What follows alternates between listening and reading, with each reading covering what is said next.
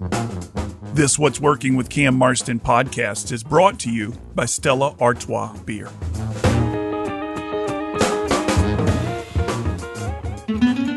What's Working with Cam Marston is brought to you by Stella Artois Beer. Stella Artois is a perfect beer for celebration. Nothing caps off a big sale, hitting your incentive goals, or a profitable quarter like a round of Stellas. Brewed first in 1708 as a special Christmas brew, today Stella is a gift for everyone to enjoy year-round. Stella Artois. Find it wherever fine beer is sold.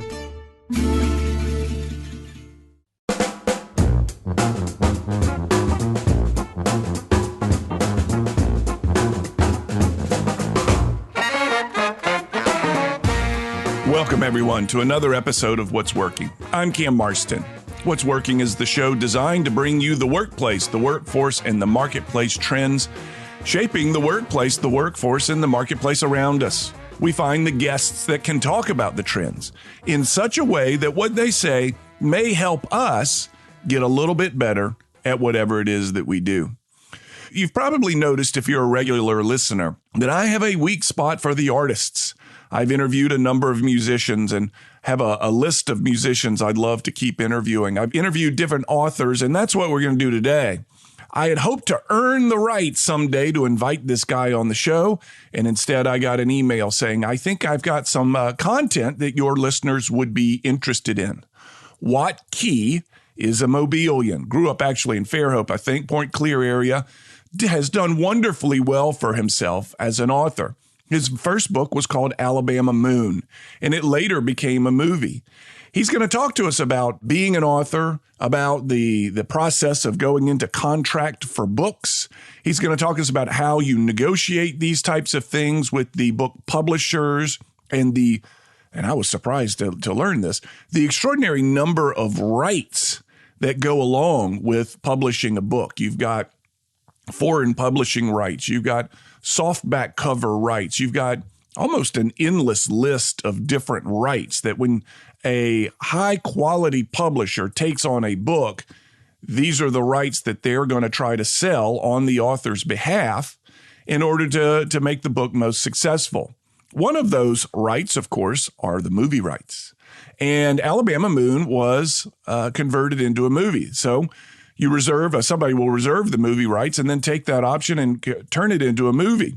And we're going to hear that story from Watt as well as what he plans to do upcoming in his career as the world of an author has somewhat changed out there. And at the tail end of the show, we're going to keep the microphones on. And once this radio broadcast version ends, if you're interested in some of the stuff that is impacting him, that's less FCC approved, let's say, that's a little bit more nitty gritty, get the podcast version of this and keep it going. So when the radio version ends, the podcast version continues on, and Watt and I talk about some different things that I think you'll find interesting. You'll find it at what'sworkingcam.com, where you can listen to the whole show. Well, when you think about movie rights, you think, man, an infusion of cash, and that may or may not be the case, as we'll hear shortly. But when I think of infusion of cash, I think of the professionals at Sandifer Wealth Management. Mark Salyers and Jamie Sandifer have been helping people who have received a sudden infusion of cash make smart, good, long-term decisions with that cash. Whether it's selling movie rights, or your great Aunt Tessie kicks the bucket, or you just received your 401k after many years at your organization, these big infusions of cash need to be used wisely. And that's where the professionals at Sandifer Wealth Management come in. Find them at Sandifer Wealth Management online. You can send them an email and they'll set up a call with you. You'll find them professional and a family feel. When we come back, I'll be with Watt Key in the studio. You're listening to What's Working. I'm Cam Marston.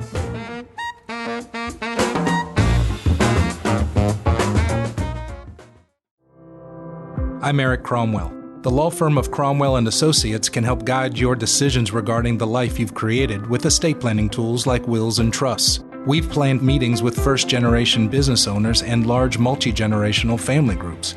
With locations in Mobile and Fairhope, we can assist you and your family through every stage of life. To learn more, call 251-605-9075 or find Cromwell and Associates on Facebook.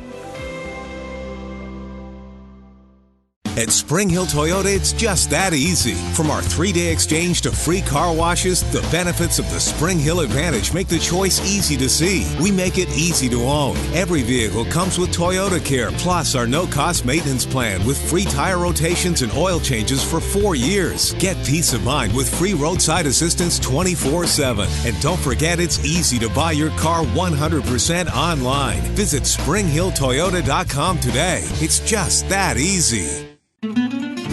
What's Working with Cam Marston is brought to you by Stella Artois Beer. Now offering the purchase of the Stella Artois Chalice, a beautiful stemmed glass with the Stella logo. The purchase of each Stella Artois Chalice provides 5 years of clean water for someone in one of 13 developing countries around the world. Learn more at StellaArtois.com. Stella Artois. Find it wherever fine beer is sold.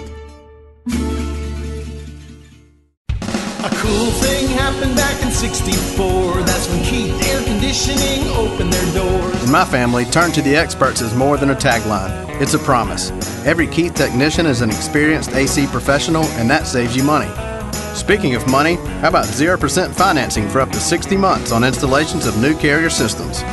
Keith and Carrier, turn to the experts. Mobile's leading name in comfort since 1964. License number 83731.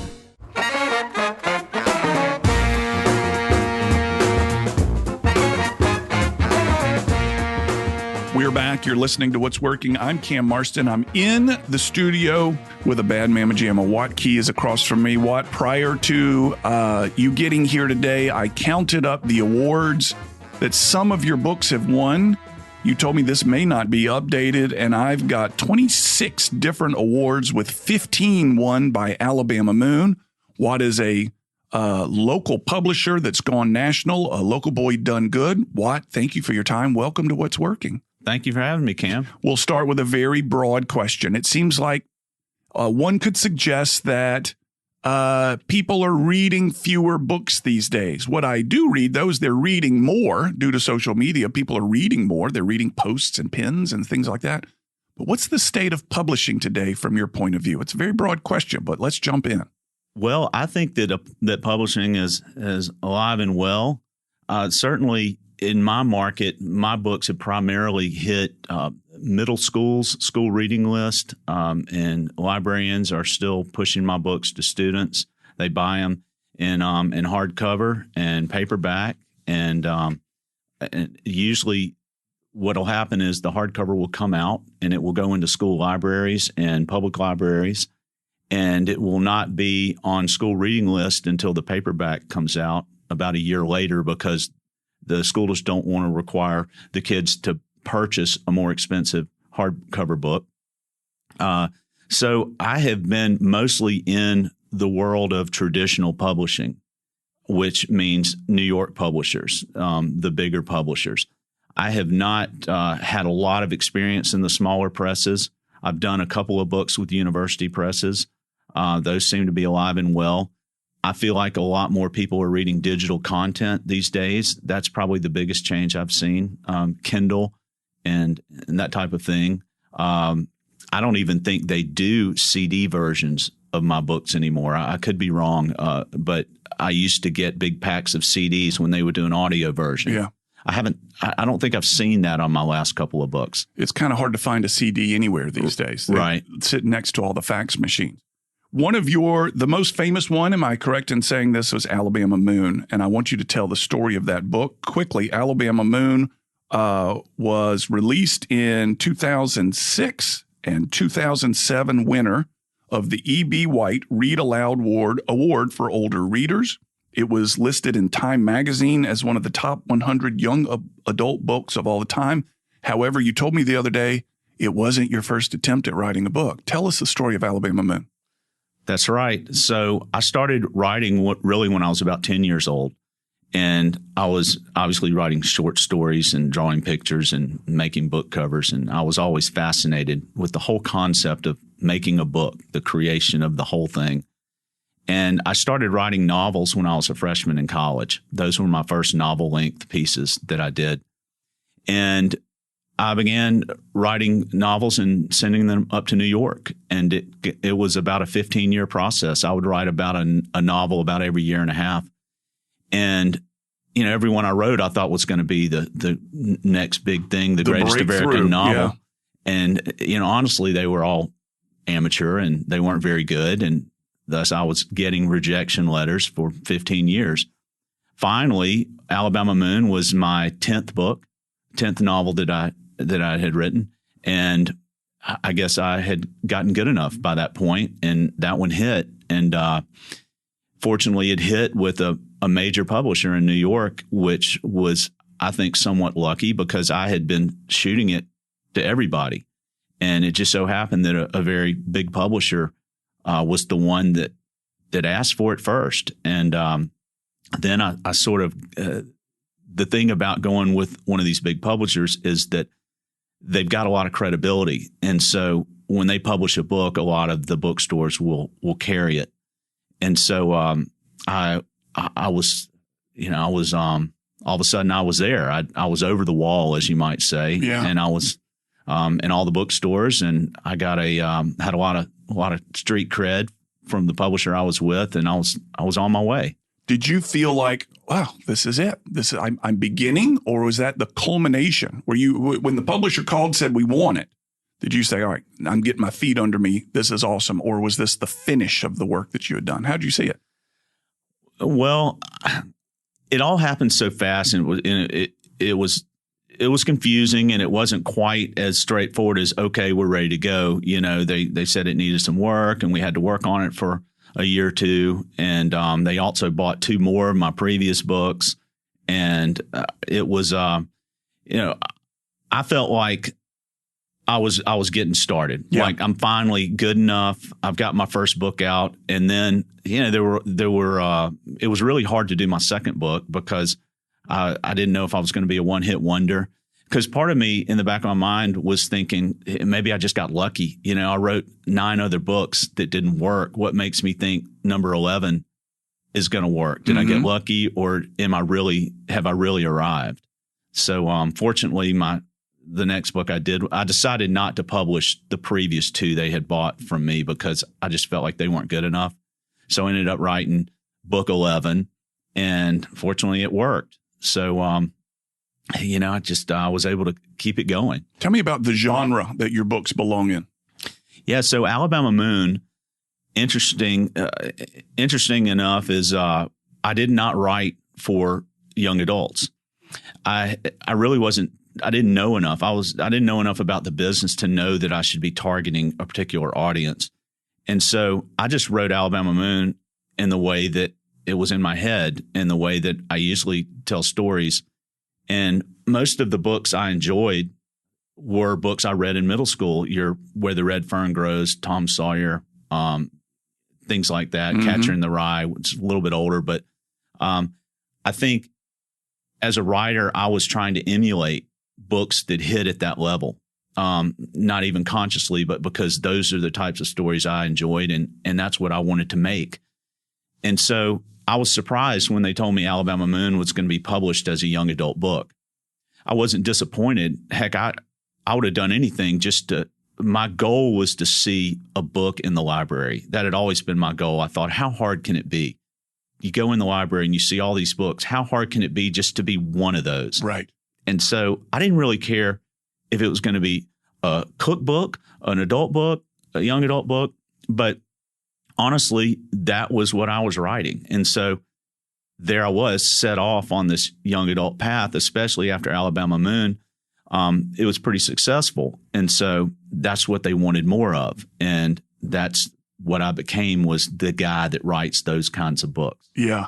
You've told me when we met for a beer last week that one of the great compliments is parents that come and share something with you about their boy. Yeah. So my books are known as very successful with reluctant young male readers and boys that don't like to read, middle school boys primarily that have traditionally not enjoyed reading. my books seem to hit very well at that level. I'll sprinkle a few cuss words in there, and there's some survival stuff and things that they're attracted to. And I think my pacing lends itself to the attention span of those types of readers. Yeah. And the parents say?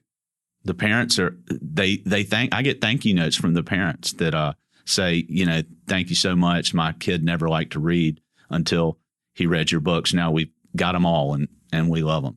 You, the image in my head of a professional writer, a novelist, is let's do males because I don't know much about female authors. It's just not he's overweight. He loves to drink. He loves to stay out late at night. He loves to carouse. It's almost the Hemingway attitude there. You're not that guy. You're buttoned up. You're disciplined. You go to meet the muse. You don't wait for the muse to find you. Tell me a little bit about the process of getting the writing down. And then when we come back from break, I want to talk a little bit about movie rights and pricing of books and things like that. But before we got a little bit of time before the break, how do you do your craft? How do you perform it? Well, it certainly works to be like a Hemingway, and I find that a lot of those self-destructive type writers, though, obviously they destruct at some point. And for me, what works is I'm very disciplined about it. When I'm working on a project, I'm writing 2 hours a day, 5 days a week, same time, same place. There's no down at the Gulf with the billowing white curtains and the smoke in the robe and the coffee, walking around thinking of things. I sit down in my chair without a lot of scenery, same place, and I try to get out 500 words. Some days I'll get out 2,000. Some days it's a struggle to get to 500. But I find that you just have to treat it like a discipline. And it's a lot of people can't do that. But then I always compare it to people who like to get up in the morning at 5 and run 6 miles. They like that. They don't feel good about themselves unless they're doing it.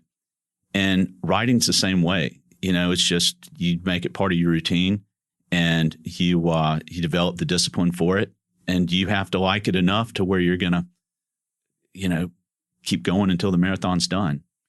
With Alabama Moon was turned into a movie. It was filmed. You said part in Louisiana. Was any of it filmed here in Alabama?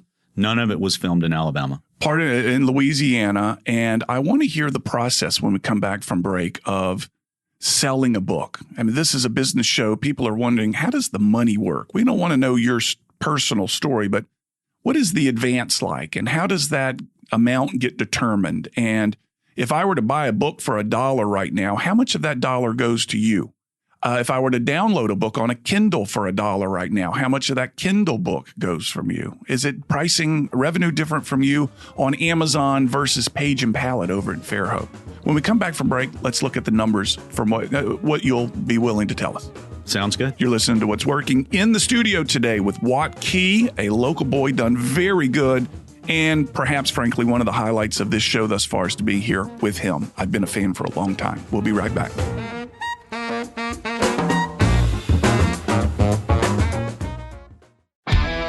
I'm Paul Lewis, General Manager of Roy Lewis Construction. Many of our commercial buildings you drive by daily on both sides of the bay are the fruits of our client relationship since our beginning in the early 80s. It is our mission to bring value to our clients, from retrofits to ground-up construction and everything in between.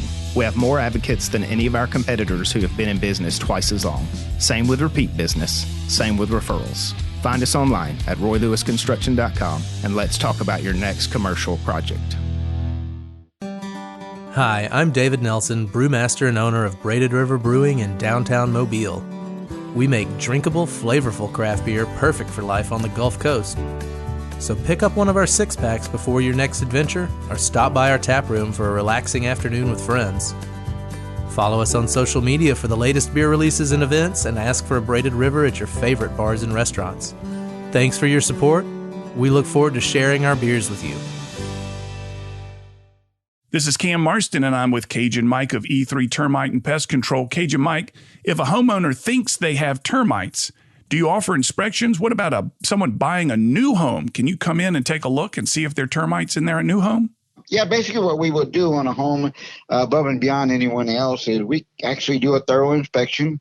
But above that, we will use infrared imaging it will allow us to see problems in the wall, and at times can tell us if there's anything going on. That's fantastic, Cajun Mike. How can people find you? They can find me at e3pest.com. That's the letter E, the number 3, pest.com. King Solomon wrote, "Without consultation, plans are frustrated, but with many counselors, they succeed." The law firm of Cromwell and Associates has the legal counsel that can help your business succeed with experience in LLCs, corporations, and tax. I'm Eric Cromwell. Our law firm has locations in Mobile and Fairhope. Call 251-605-9075 or search for Cromwell and Associates on Facebook. And let's discuss how we can help you.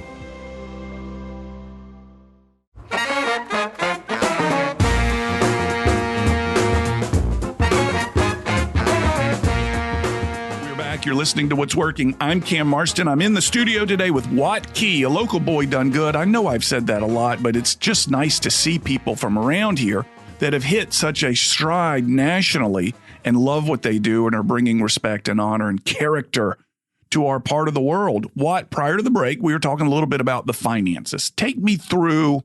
Now, you've got so many books now that the routine must seem just so familiar to you. However, my listeners and I don't know the process. Take me through what happens when a publisher says, we're interested in your book, and contracts and, maybe not the minutia, but generally, how does it work? Sure. So in the old days, you used to be able to send books directly to publishers, and that's called over the transom submitting. In the last, since I've been in the business, that has really not been the way to do it. You typically now you will get an agent in New York. It doesn't have to be in New York, but that's where the good ones are because they're going down the street and eating lunch with the editors and they're all in the same place. So you want to get a New York agent. And that's really the hard part. Once you get an agent, then you're pretty far along because an agent's not going to work with you unless they think they can make money off of it. So are you sending books to agents? You send the books to agents. Okay. So Alabama Moon, originally I got an agent for that book. And once I had an agent, they actually took it to the publishers to sell it. And your agent will take 15% of whatever contracts they negotiate. Because when you have a book, there are a lot of different rights that go with that book. There's hardback, there's paperback, there's audio, there's ebook, there's merchandising, there's movie, there's theatrical. I'm not even naming half of them. Really? So you have an agent who will parse out those rights to different people. And that agent will sell, for instance, the first thing that sells when I send a book to my agent are the hardback and the paperback and the audio, and typically foreign rights. And sometimes we'll hold the foreign rights, but most of the time we will sell those to the publisher also. And each of those carries its own price. It's a la carte.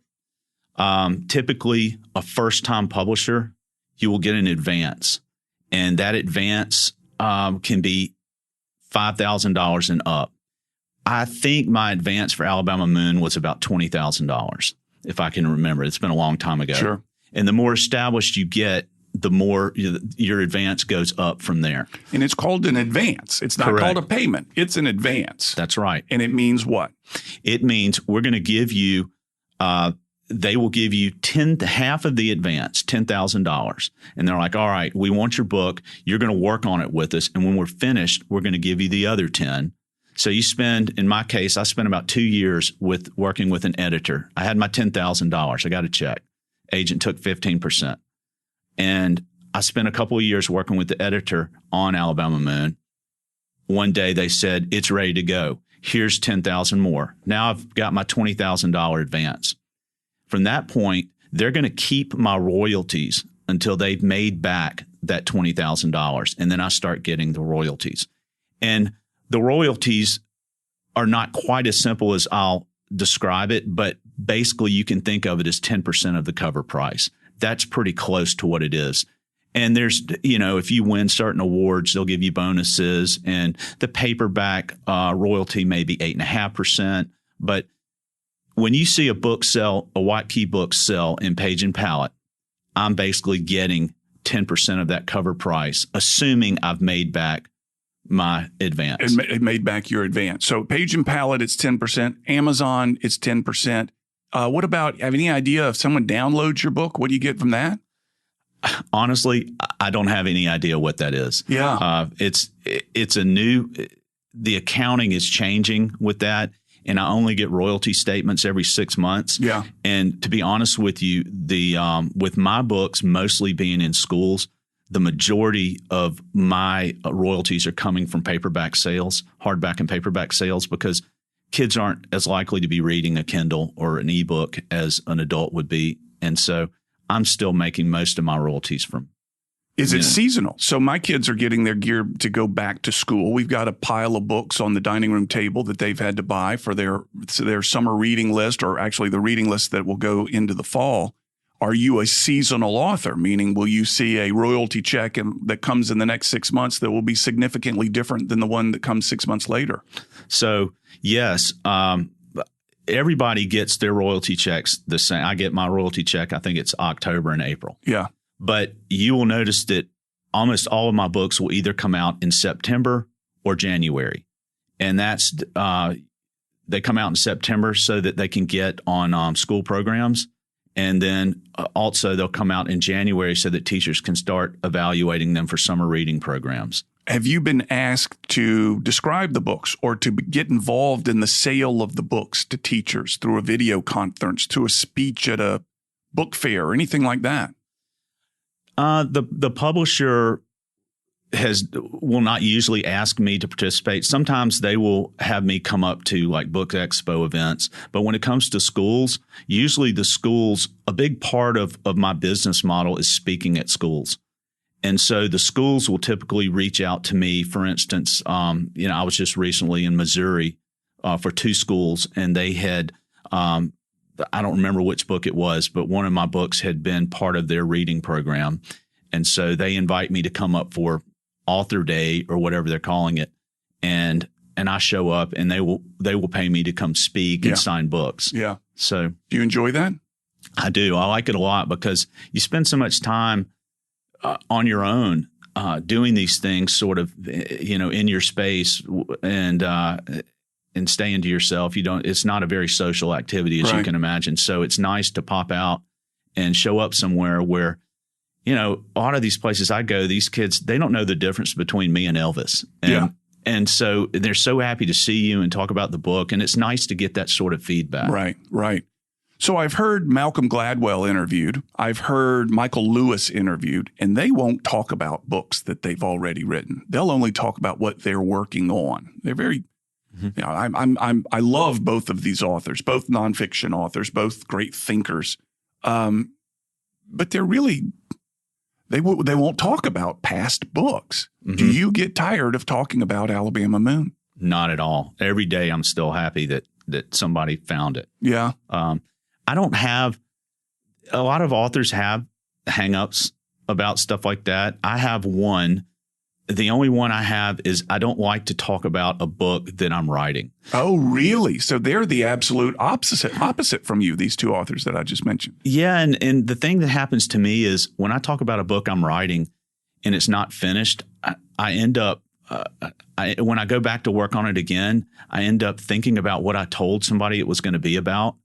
And I feel like that sort of steers me in directions that I might not have otherwise gone. Yeah. And you want to leave it open to it sounds really corny, but you want a really good book. Your characters will be doing what they want to do after a while. Yeah. You'll be in their head and you're sort of just, following them along and writing what they're doing. I know it sounds really hokey, but it sort of ends up working like that. So many questions. So what is a character? Name one character in a book that you absolutely admire the way the author developed that character and you felt like that character ended up doing what he was supposed to do. Well, I think Scout in To Kill a Mockingbird is a really good example. It's interesting that you choose that because I've read criticisms of To Kill a Mockingbird that say it's a children's book that adults have found. Well, I mean, so's Tom Sawyer and Huck Finn. And I mean, back when Mark Twain and Harper Lee were writing books, they weren't thinking about who it was for. They were just writing the book. So Scout is a character that you like the development of the way Harper Lee did that. Did you ever meet her? I did not. What about any others come to mind? It's a surprise question, I know. There's a book I really like that I somewhat based some of Alabama Moon off of, called The Education of Little Tree. I know that one. That was written by a Native American. Well, actually, it was not. Oh, that's the controversy, isn't it? That's right. Tell me about that. We got just a minute. So the guy that wrote Education of Little Tree also wrote Outlaw Josie Wales, which you'll know that movie. Clint Eastwood optioned it and made it into a movie. Well, he wrote this Education of Little Tree, and he wrote all of these claiming that he was a Native American. Yeah. And he was in all the, Native American bookstores. He was their celebrated author. And they find out that it's George Wallace's speechwriter. Oh, no kidding. Who was a drunk and had, after he was out of favor with the George Wallace crowd, he went off and disappeared, went off to Texas and locked himself in a room and started putting out these books like he was a Native American. And he was a great writer. But they found that out, and then they banned his books. And but he was a fiction through and through in his life and his writings and everything. That's right. That's crazy. Yeah. I did not know. I remember that controversy, but I don't remember that story. So that's interesting that the character will do what they're supposed to do. And you as the author, you as the God figure, don't have a hand in it, essentially. I mean, that's silly to say, but. Well, lots of times books will be a struggle, and you'll be pushing them along. You'll be writing your characters and you'll be making them do things. But the characters that really start to work, they have a life of their own. Name a character from one of your books that you're really close to. Well, Moon in Alabama Moon. Hal is probably my favorite character from Dirt Road Home and Alabama Moon. Those two. And, I hate to say it, but the more I do this, there are certain things with publishing now. When I was writing my first two books, I pretty much did what I wanted, and they liked it. And as I got to be more established, there were certain things that they would want me to do.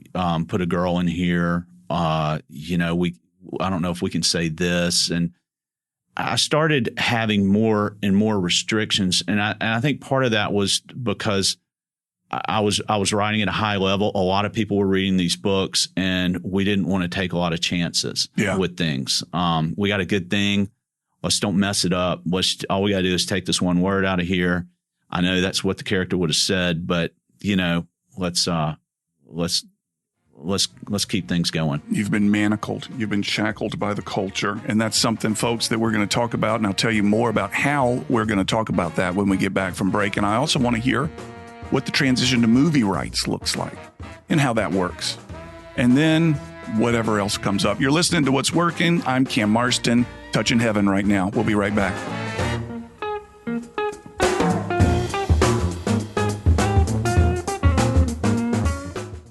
At Roy Lewis Construction, we're in the business of adding value. Whether it's working with you to meet your unique business needs or making investments in our community in lasting ways, providing unparalleled value and quality in every commercial construction project. When planning your next commercial project, reach out to Roy Lewis Construction. We'll pair you with a designer that best suits your project needs and work with that designer to balance the best architectural outcome with the best budget outcome. Find us online at roylewisconstruction.com, building legacies one relationship at a time. At Spring Hill Toyota, it's just that easy. From our 3-day exchange to free car washes, the benefits of the Spring Hill Advantage make the choice easy to see. We make it easy to own. Every vehicle comes with Toyota Care, plus our no-cost maintenance plan with free tire rotations and oil changes for 4 years. Get peace of mind with free roadside assistance 24/7. And don't forget, it's easy to buy your car 100% online. Visit SpringHillToyota.com today. It's just that easy.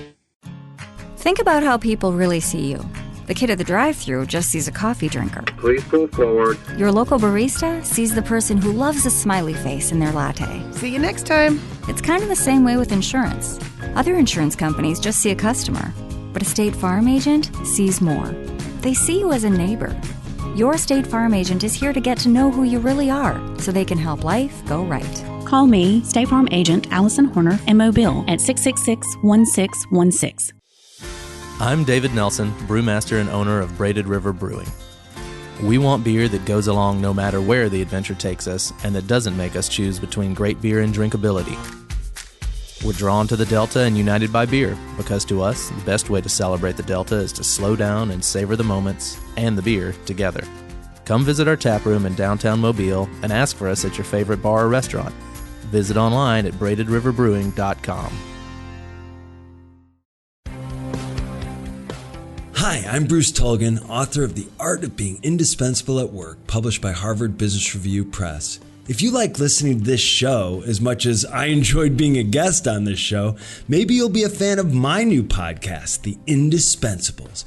Each week, I ask my guests what sets them apart in the workplace, what makes them tick, and what makes them so successful. I've interviewed some amazing people at all levels and organizations of all shapes and sizes with some amazing stories, including the former Chief of Staff of the United States Army, General Dennis Reimer, New York Times columnist Ron Lieber, Kara Golden, the founder and CEO of Hint, and many, many more. Consider please listening and subscribing to The Indispensables on Apple Podcasts, Spotify, or wherever you're listening to this show.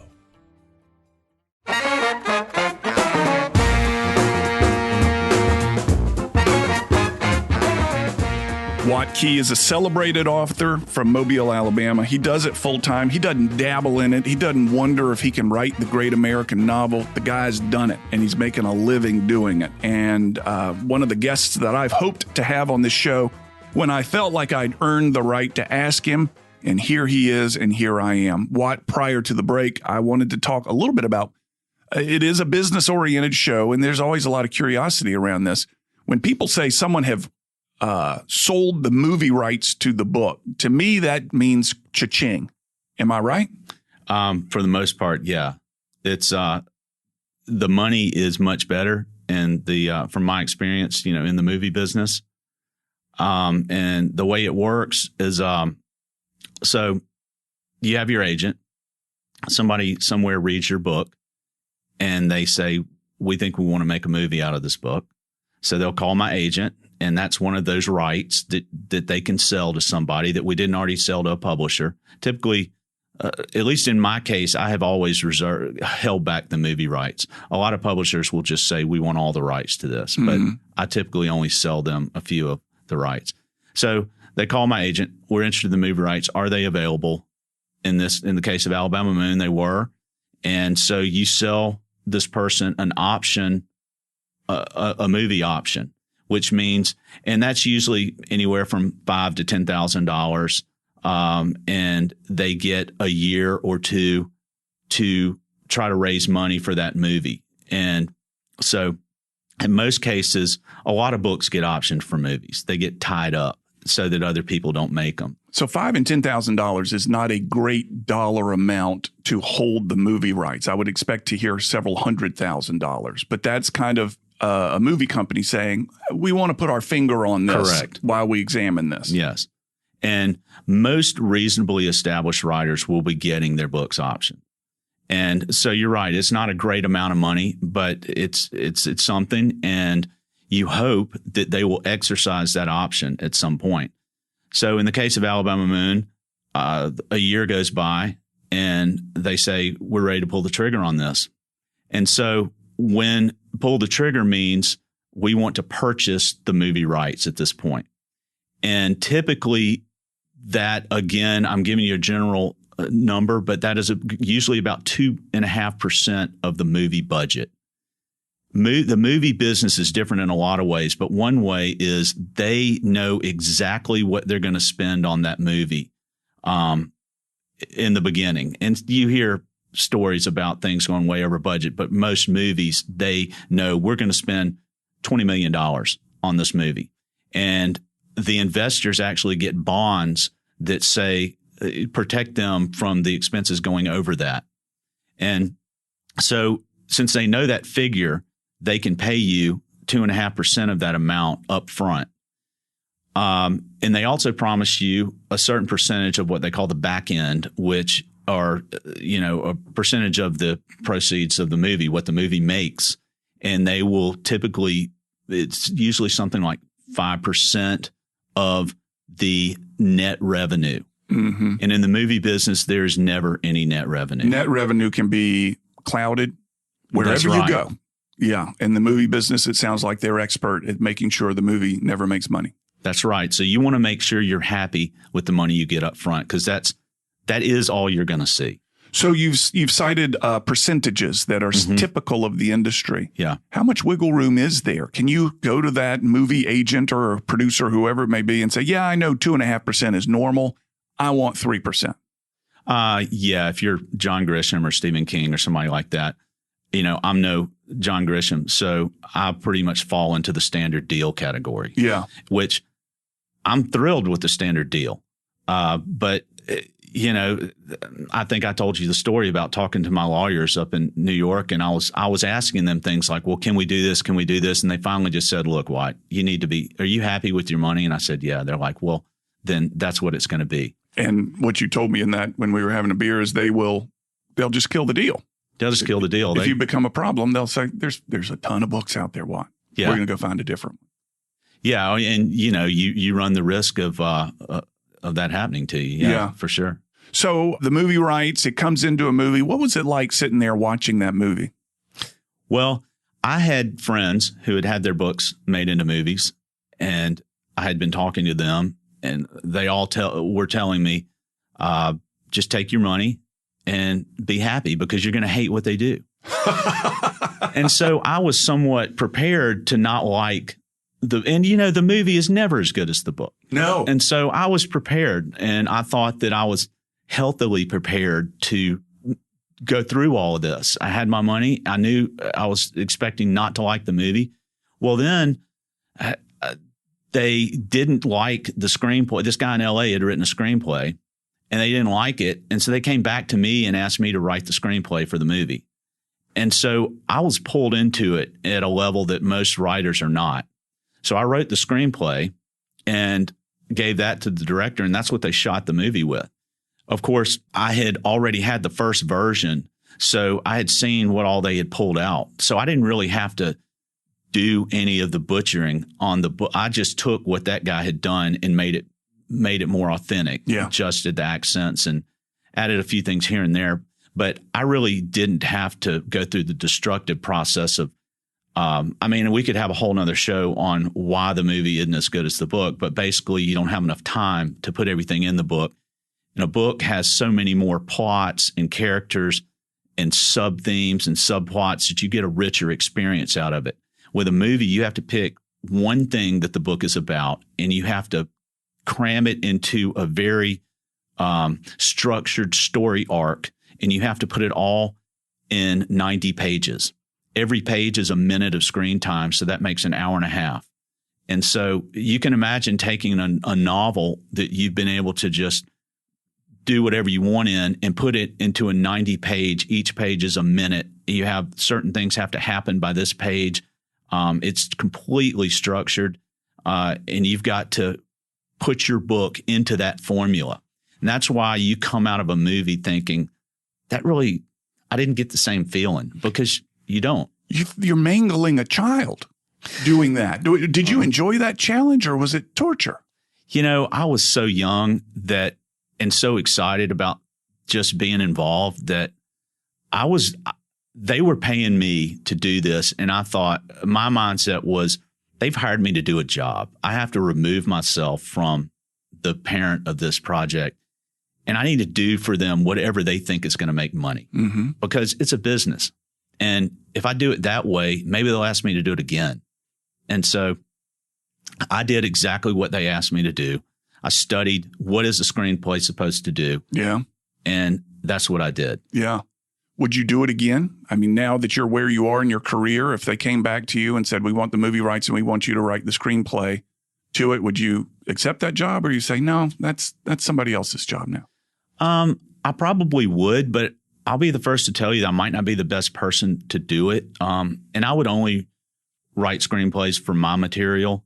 I'm just not a screenwriter. It's a different art. Yeah. I'm a novelist. That's what I do. I would be happy if somebody wanted to hire me to write a screenplay for one of my books, but I'm not sure that would be in the best interest of everybody. I think you need to get a professional. What we're going to do, I want to hear what's next from you. And folks, let you know, The show's going to kind of evolve if you're a regular listener. And what that means is so many of the conversations that I have with my guests, once the microphones are off, there's some remarkable content that comes out. So we're going to wrap the show up here, Watt and me, in a moment, but leave the microphones on. And we're going to talk about more detail about your future, Watt, what you and I discussed over that beer a little bit, as well as, you're going to be surprised about this, the cancel culture and how it has had to, Watt is having to react to that. And there's some stories here that infuriated me, and I think you'll feel the same. So you'll hear this on the podcast. And if you want to go from this broadcast to the podcast, go to what'sworkingcam.com. Again, what'sworkingcam.com, or look for What's Working with Cam Marston on any of your favorite podcast apps. And you'll be able to hear the tail end of this interview after the radio portion ceases and he and I continue to talk. But in the time left remaining for the radio show, what's next? What's your future?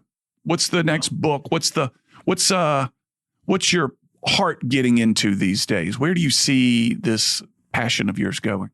Well, I've been wanting to write horror stories for a while. And so I think I'm about to embark on several books of horror set in the South. And, no matter how adult I try to make them, they always seem to land to a general audience. But I think that I'm going to be, maybe peppering in a few more bad words and maybe turning it up a notch and having more adult characters in these, which would normally curse a little more than kids would. But nothing too heavy. And I think that's where I'm going next. Yeah. When someone says to your children, what does your dad do? What do they say? Well, it depends. I also own a software company. And so sometimes they'll say, he has a software company, and they don't seem to think the writing is as big a deal as their friends sometimes do. Like a lot of times, for instance, my daughter came home one day and she had a copy of one of my books, and she said, "Dad, look what I found in the library." And it was a big find. And I said, we've got like 15 of these around the house. Why didn't you leave that for somebody else? And another time we were in Barnes and Noble one day, and a lot of people don't know it, but Barnes and Noble, they don't carry many copies of any book. Yeah. They'll carry about 5 is about the max they'll stock. And so we were walking around in Barnes & Noble, and I used to go see, how many of my books they had. And my daughter, she found a copy of Alabama Moon, and she said, "Dad, look what I found." And there was only one left.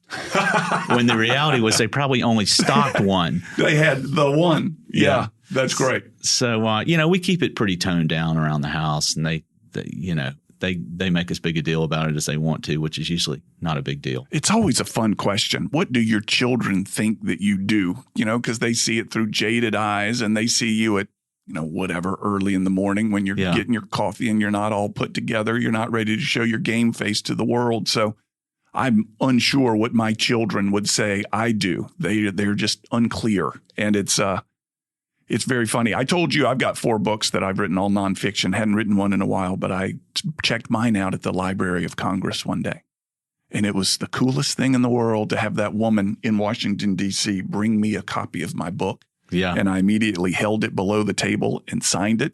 I defaced the book, government property, with my signature. And I just handed it right back and walked out.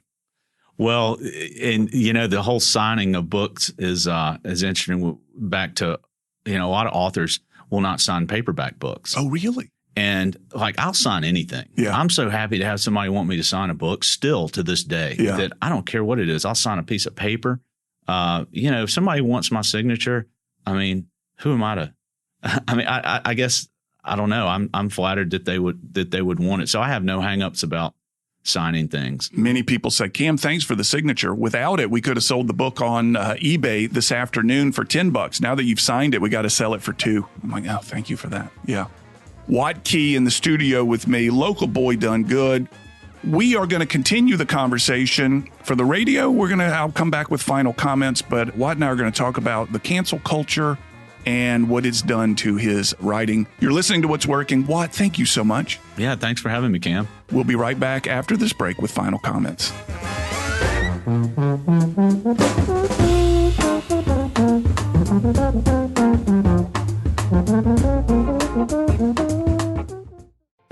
I'm Cam Marston, host of What's Working. My Carrier Infinity system is quiet, energy efficient, and runs like a dream. To keep it running smoothly, I rely on a maintenance plan from Keith Air Conditioning. With a Keith maintenance plan, your home or business receives discounts and 24/7 priority service. Give Keith Air Conditioning a call today at 251-476-3610 or visit keithair.com. Keith and Carrier. Turn to the experts. What's Working with Cam Marston is brought to you by Stella Artois Beer. Stella Artois is a perfect beer for celebration. Nothing caps off a big sale, hitting your incentive goals, or a profitable quarter like a round of Stella's. Brewed first in 1708 as a special Christmas brew, today Stella is a gift for everyone to enjoy year-round. Stella Artois. Find it wherever fine beer is sold. This is Cam Marston with Cajun Mike of E3 Termite and Pest Control. Cajun Mike, houses on pilings can have termites eat their way up inside the piling and enter the house. The homeowner never knows about it, but your company offers protection. Tell me about that. Yeah, Cam. Basically, what we have designed is a program, and what we do is we will actually drill to the center of the piling and put a product in the center that will stop the termites from coming up into the home. Stucco exteriors as well? Correct. How can people find you, Cajun Mike? They can find me at e3pest.com. That's the letter E, the number 3, pest.com. When you make the right decision, it feels good, like picking the perfect accent rug or choosing a good night's sleep over an all-night crime show binge. It feels really good to make the right insurance decision, too. I'm State Farm agent Allison Horner, and that's why I'm right here in Mobile to help you select the right protection at the right price. I'll make sure you understand your State Farm coverages so you'll know what to expect if the unexpected happens. With me as your State Farm agent, it's easy to make the right choice. You can come by, call, or click AllisonHorner.com. When you want the real deal, like a good neighbor, State Farm is there.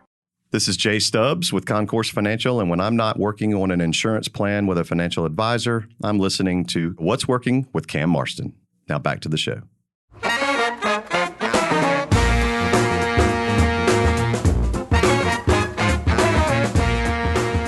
Special thanks to Watt Key for giving me so much time. Maybe you heard my breathlessness when I was in there with him, but he's been kind of a celebrity figure of mine for a while. And like I said in the opening comments, I love the artists. I think they're interesting. I think, and there have been poets and philosophers who say it much better than I can, but the artists reflect a society's soul back to itself. And when you meet these people who have taken on that role, you want to know them. What makes them tick? Well, this is a nice guy. You'd like him. What is a nice guy? You'd like him. You want to sit down with him. You want to hear his stories. And when you know there's a guy in front of you who makes a living telling stories, you really want to cue him up for some good stories. And that's what I was able to do when we had a beer last week, as well as in the studio today. And he shows the discipline of what you want in a successful person. Success has come to him through work and practice and patience, and he's done well, and you feel good for him for that reason. And I just love it. Anyway, I just love it. Don't forget, you can hear the extended version at the podcast, what'sworkingcam.com. You'll find all the podcasts. I know you're tired of hearing me say that, but he and I get into some stuff that's pretty interesting about the cancel culture and how it's impacted his writing. It's not something that would make us, proud, frankly, but he's reacted to it in a very creative way, and I'm very encouraged for him. The show, by the way, we're going to have, speaking of writers, be on the lookout for this. I'm not sure when it will air. But as a guy who tries to write myself, Rob Holbert of Lanyap Magazine and I are getting together. Each of us are going to write 500 words on our oldest child leaving for college. And that's something that I'm going through in my household right now. And we're going to read our 500-word commentaries on the air and then talk about our process of writing. Now, let me be clear. I am not of equal talent to Watt or Rob. I love to try this, and I'm going to love this conversation. So keep an ear out for that. If you've got to write for your work, for your business, if you have a fancy of creative writing or nonfiction is your work you do, Tune in. Maybe there'll be something one of us say that will be helpful to you. That's upcoming. Find us on social media, folks. If you can think of it on social media, we're probably out there. Even TikTok, which is not something I'm really good at or proud of, but we're out there. Instagram, Facebook is where we spend most of the time trying to keep you updated on what we do. John Thompson with Eye on Digital, EYEON Digital, is the show's producer. And every time I say that, it means he was unable to spend a day on Horn Island drinking beer. Good for me, bad for him. We'll have another show next week, everybody. Have a good week. So, the microphones are still on. And you told me the story as we were having a beer over at the Fuego the other day of the cancel culture and how it's shaping your writing. Tell my listeners that story.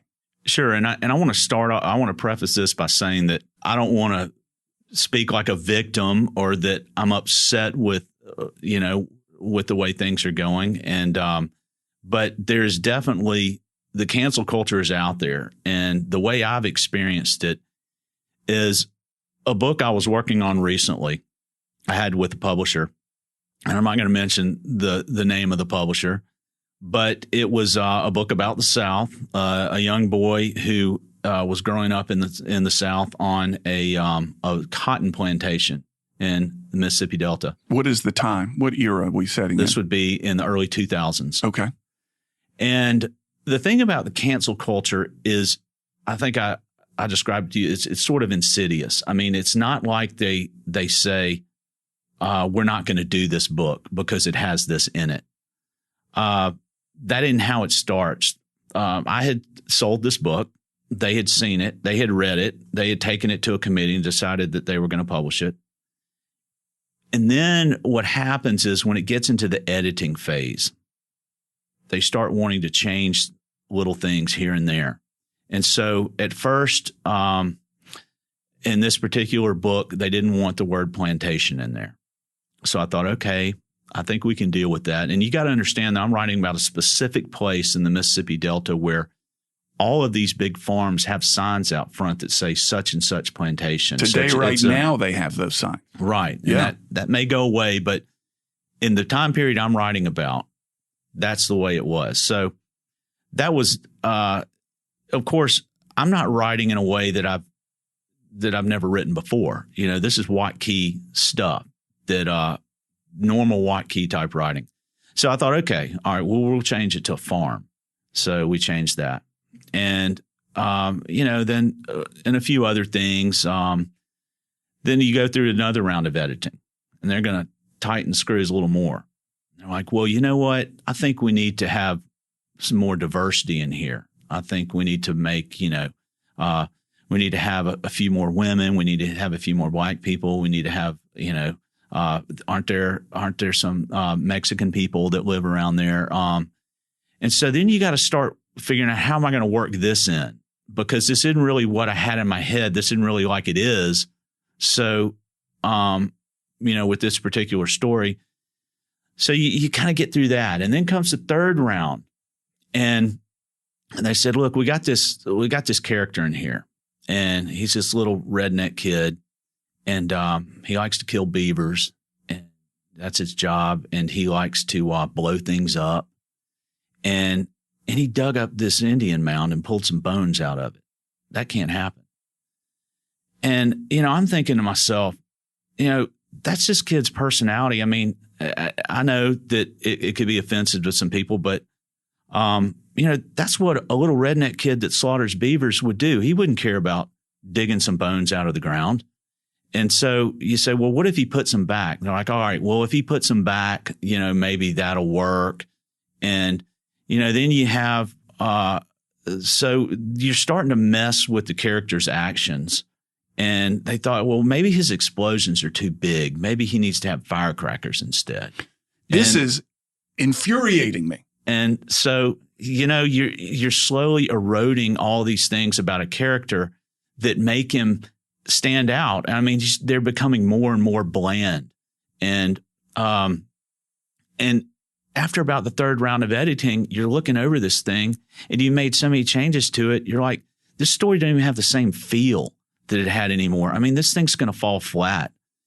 And you end up just not being able to do it. And so I pulled this book because, without these changes they were wanting me to make, they weren't going to do it. So you sent them the first half of your advance back. In this case, I had not received any money yet. Does it bother you that there is a editor a couple of questions.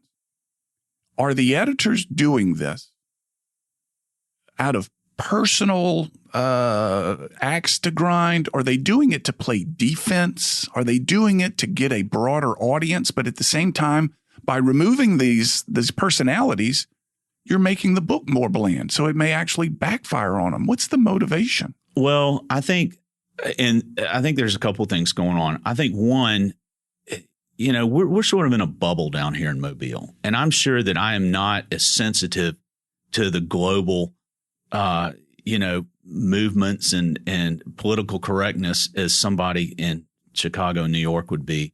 And I think that they're more in touch with those types of things, and they sense things that would keep that book from reaching a broader audience. But at the same time, I think when you stop taking risk and you edit these books down to where they have no personality, I think you're taking just as much of a risk. And so I think they're doing what they think is right and what's least offensive to the most people. But so I think they're doing what they think is the right thing. The editor is making suggestions that they think will help you sell books. At the end of the day, it should be a business. And I've got to believe that they're running a business, and they think that by doing these changes to the book, it will reach a broader audience. But I also think that there are traditionally people embedded in the publishing business that are somewhat very left-leaning. Yeah. And so it's hard to know how much of that's coming into play and how much of it is really a business decision. So you took the book back. No, thank you. You've gutted the book. Yeah. So thank you for your interest, your kind interest. That's right. But I'm going to choose to do something else with this one. And Correct. They went, all right, there's another book right behind yours. Well, and they actually, it was a good opportunity for them. Yeah. And they knew it. And they, I think they were very sorry to see it happen. I mean, they were apologetic, and, we thought this might happen, but we were hoping we could make it work. And, they were very nice about it, and I was nice about it, and I will probably do more books with them in the future. It's just that particular project, it wasn't going to work. But the thing is I don't really think that book was any different than a lot of the books I've written before. Like, I don't think Alabama Moon would get published today. Catcher in the Rye wouldn't get, Catcher in the Rye. The Harper Lee book, whose name escapes me right now, which is what? To Kill a Mockingbird, probably wouldn't either. Certainly knows Tom Sawyer wouldn't get published. A lot of the great books of our time would be canceled out today. Movies canceled out today. But what this has led you to, again, Watt and I met last week to kind of talk about the show. You've been unleashed and unhinged at the same time. I'm really excited about the possibilities that this has opened up. And I'll go back to the beginning of our interview today when I told you, since I was a kid, I've been fascinated not just with writing stories, but with making books. The whole process of making the book. I like to draw. I'm an artist, and I like to design things. So there are a lot of parts of the publishing process that I don't get to be involved in. The cover art, the layout, what can be in there. Can I dig up some Indian bones? When I was a kid, I would love to have dug up an Indian mound. I mean, I'm sure it's not the right thing to do, but that's just what a lot of kids would do. At the time, no one thought differently about it. Yeah. It's all in context. Yeah. And so, now all of a sudden I'm thinking about, I'm just going to do some of this stuff myself. I'll send them the things they want, and then I'm going to do the things I want to do too. And I'm going to do it under my own imprint. Mm-hmm. And with things like, publish on demand, Kindle, it's so easy to do. You can hire artists. I've got the book I'm working on now, my first book of horror stories, hired an artist to do my cover. I've hired Kirkus to do the editing on it, and I can put it out on Amazon. And, the pieces I'm missing with a traditional publisher, they're going to do your marketing for you. They're going to pay for everything, and they're going to provide some credibility. You'll be missing those things, but I somewhat already have enough of a following to where I think I can get some traction. And, I'm not starting from nothing. I already enjoy the process of putting the pieces together with the cover art and the layout. Of course, I can write the story. I won't be getting an advance, but I'll be getting higher royalties. Mm-hmm. The way that business works is, for instance, let's say you have you want to publish with Amazon. The Kindle, it's free to publish it. You just have to. When I say that, though, a lot of people don't realize how important the editing is. Mm-hmm. You have to pay an editor to get the book in good shape. Mm-hmm. Then you upload it, and it's available on Kindle. And I believe you get about 80% royalty on the Kindle books. The paperbacks are a little bit easier for me to understand. Once I get a paperback up there, let's say your paperback is $5, for instance. There will be a printing cost associated with that, which has to do with the length of your book. And let's say that's $2.50. They will keep that. And then you will get about a 60% royalty off the other $2.50 that's left. Mm-hmm. So I can't do that math in my head, but that's what you're taking. And the interesting thing about print on demand is that they're not making the book until you order it. Right. Basically, you place your order on Amazon, it's shooting into a big copy machine, and that copy machine has a PDF of your book, and it makes a book and shoots it out the slot, and they package it and ship it. So you're not having to pay for all these books up front that you're never going to sell. One of my books is print on demand. It's a financial services book, and what we realized is this print on demand allows me to go in and customize the book. So if XYZ company buys 2,500 copies of the book, I can put their logo on the cover, and it sweetens the deal for them. And a note from the CEO in the inside front cover and things like that. So I have enjoyed that flexibility in one of my books. Now, I don't have the market you do, but something to consider. You're a storyteller in your bones, and you like the process of books. Right. Now, so I'm thinking almost antagonistically against your publisher here. They've not done anything wrong, but this allows you to be a storyteller and book maker and not a reactor to the publisher and their rules. Am I getting that right? You are, and there are a couple of periphery things that go on that you have to keep in mind. My publisher up to this point, and I've had a couple of them, have controlled the quality of my material. So if I don't put out quality material, it's somewhat, in your words, they've created the Watt Key brand, and they feel like they have. So I have to put out quality material so that I don't affect that brand that they've worked hard to do.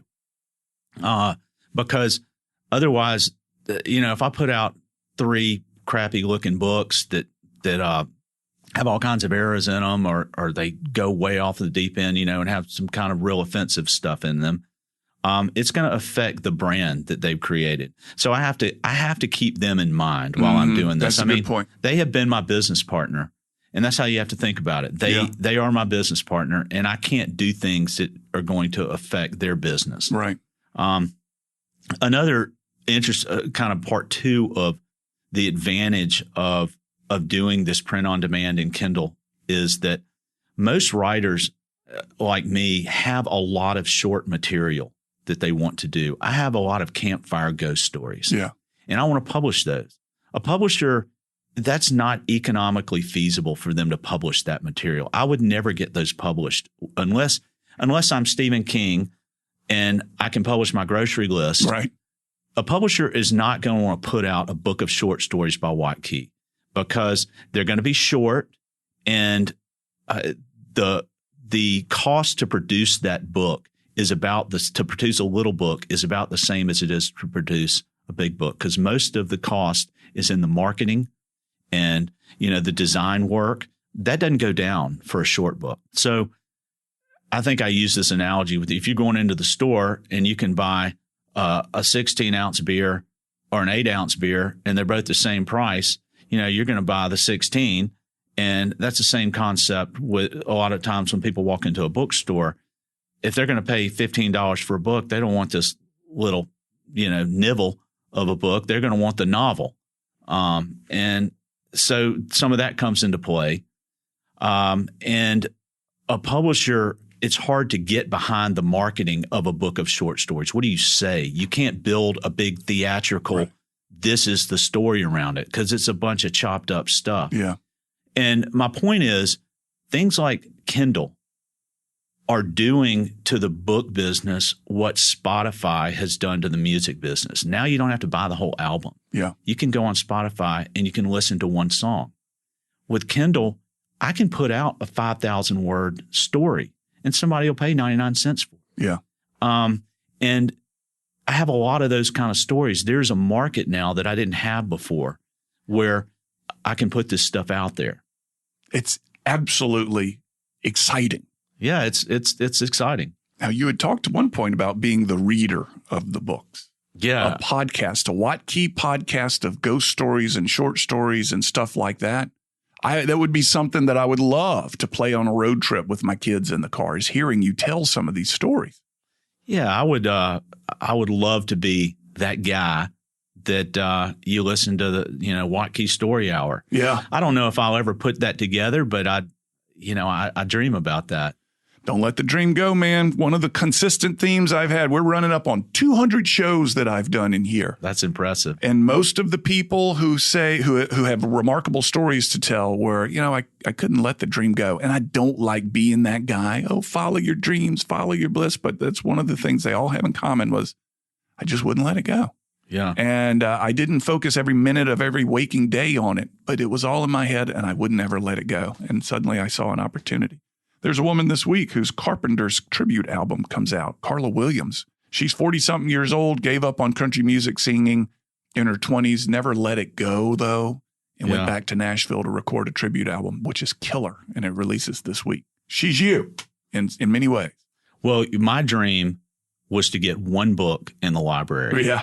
The rest has been fun. Yeah, that's a good way to look at it. It's been disciplined work fun, and it's a business, but that was what I wanted to do. After our beer last week, I reached out to a diversity inclusion teacher friend of mine who lives in Atlanta, and I wrote her a note, and I said, I sense a pendulum reversal on this diversity inclusion stuff. I sense it turning fast and hard, and it's going to be offensive to many people because, quoted an article that I had read, many of us feel like we've been pinned to the mat in a wrestling match. We've conceded, but the opponent won't get up. Yeah. They're still laying on top of it when it comes to cancel culture and all this kind of stuff. And your story, I think there's a need for the conversations that are going on out there. But I hear that you have a creative master who's been neutered due to the D&I culture. And it just infuriates me, man. My heart's with you. Yeah. Well, I think I like your reaction. I love your reaction to it. I'm not angry. I'm not upset. I'm not a victim. I see opportunity. Yeah, I agree. Yeah. But I also agree that you're going to have a Pulp Fiction moment. Yeah. That's going to happen. I agree. At some point. That's a perfect way to say it. Where can people find out more about you? WattKey.com. WattKey.com. I've been there. It's good. Find his books. This is a good man. He walks around this town. He's a celebrity. When you see him, get your picture with him and post it. Thank you. You're listening to What's Working, the extended podcast version. We'll have another show next week, everybody.